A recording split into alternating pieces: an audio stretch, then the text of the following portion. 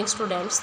Today in your EVS class we read page number 27, 28 from chapter 4 first aid in emergency.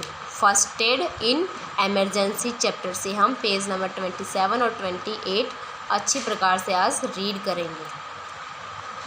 Avani, what do you mean by first aid? Doctor जो है ये दिखाई दे रहा है, ये पूछ रहा है कि तुम फर्स्ट एड से क्या समझती हो, यानी फर्स्ट एड तुम्हारे लिए क्या है, कि क्या मतलब क्या है फर्स्ट एड का.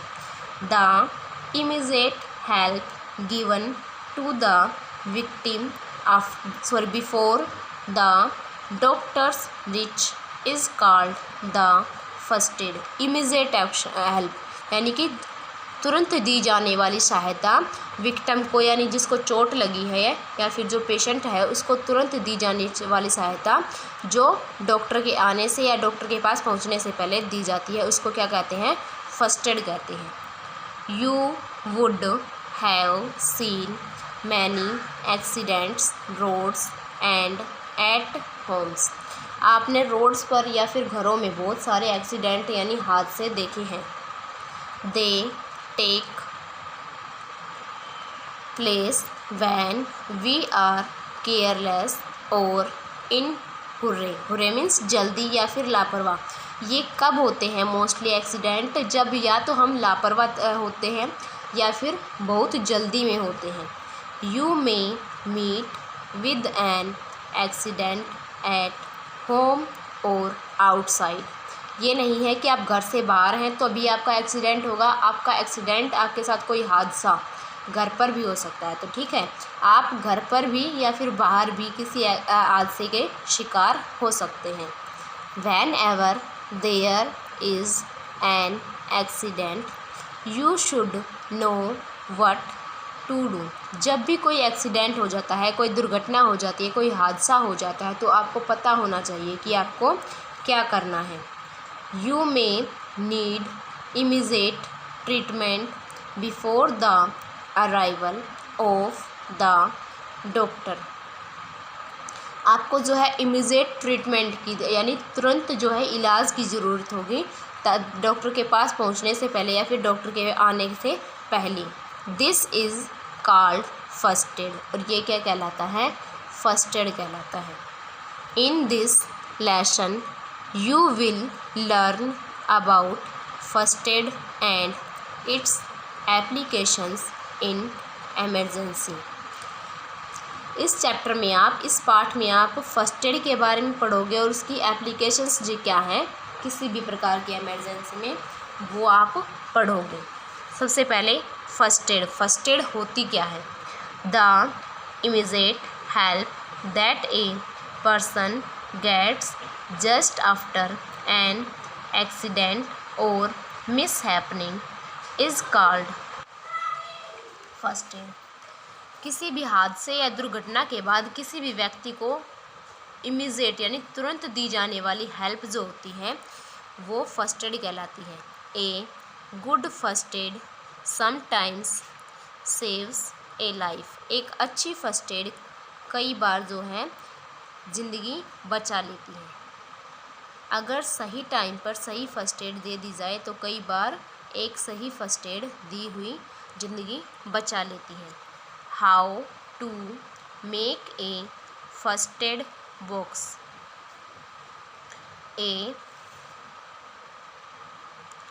First aid box contains a pair of scissors, bandage, gauze, creepy bandage, antiseptic cream, antiseptic lotion like Dettol, a bottle of Sprite and a tape.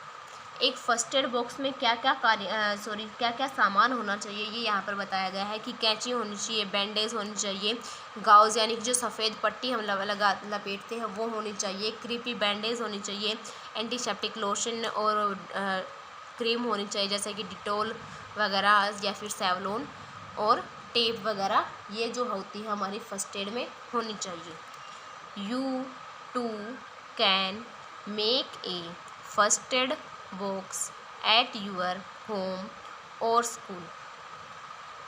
आपको अपने घर के लिए और स्कूल में है तो स्कूल में भी एक फर्स्ट एड बॉक्स ज़रूर होना चाहिए, उसके लिए आपको बना लेना चाहिए अगर नहीं भी है तो।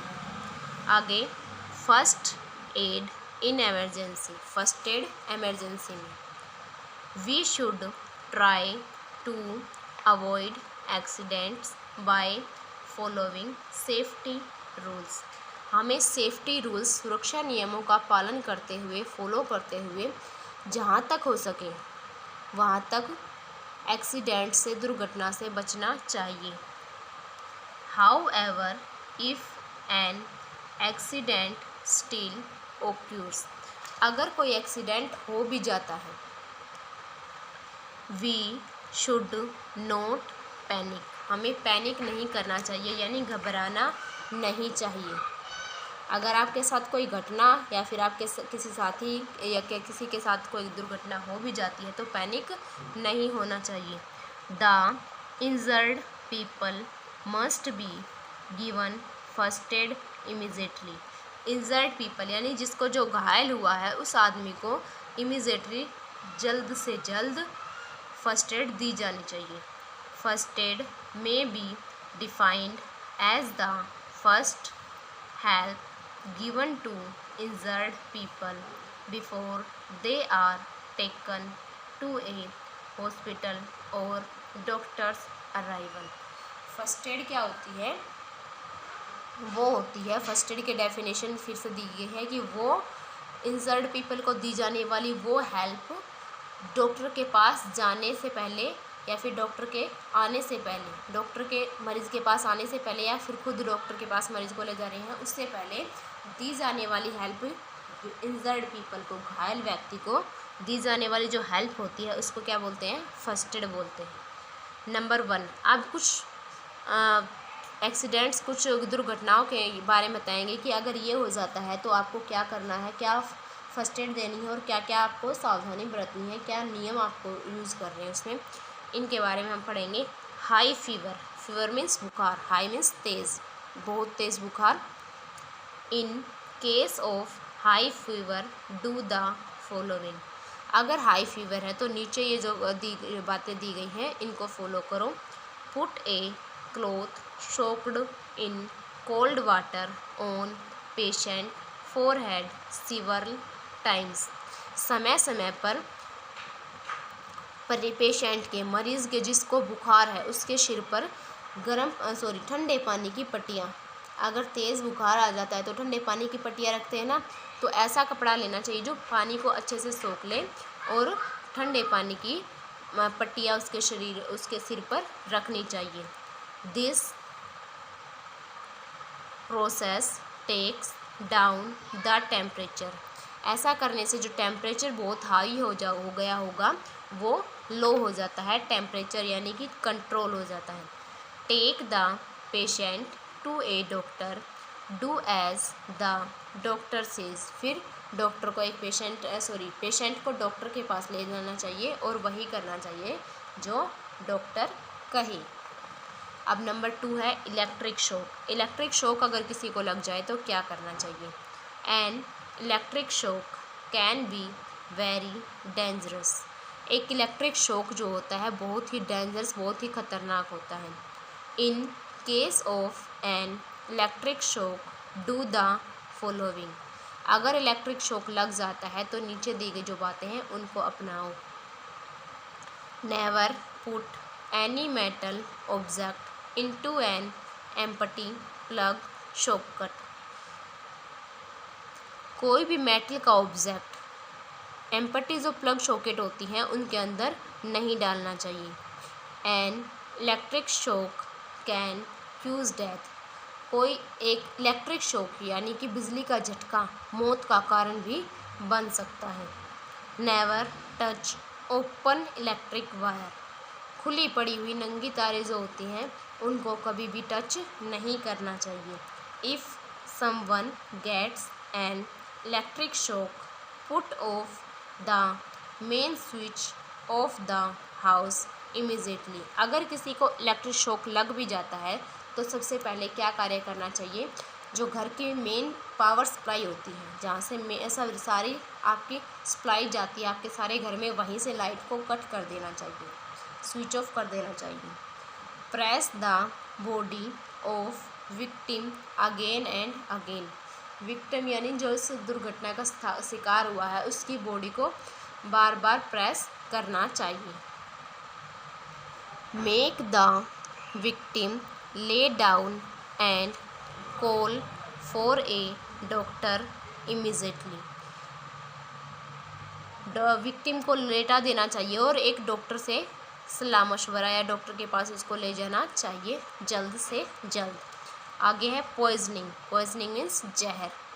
Small children sometimes swallow poisonous things like paints, detergents, medicines and नेपेथेलियन balls।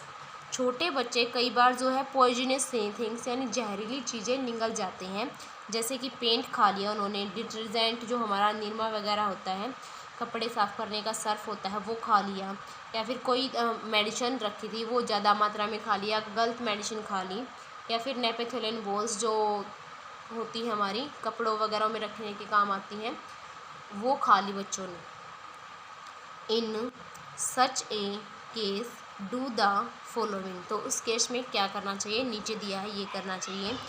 Give him her milk and water.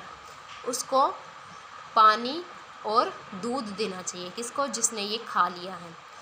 Try to make him her vomit. उसको उल्टी कराने की कोशिश करनी चाहिए ताकि जो उसने खाया है वो सारे शरीर में ना फैले, जल्द से जल्द बाहर आ जाए। Take him her to a doctor. और उसको एक डॉक्टर के पास लेके जाना चाहिए। तो यहीं तक आज हम chapter point number 3 poisoning complete हो गया है। यहीं तक आज हम क्लास में अपनी कंप्लीट करेंगे। आगे का जो चैप्टर रहता है वो नेक्स्ट क्लास में रीड करेंगे हम। पेज नंबर 27 और 28। पॉइंट नंबर 3 कंप्लीट कर लेना पॉइजनिंग तक। यहाँ तक आपको इसको अच्छे से रीड करना है और समझना है। Thank you students.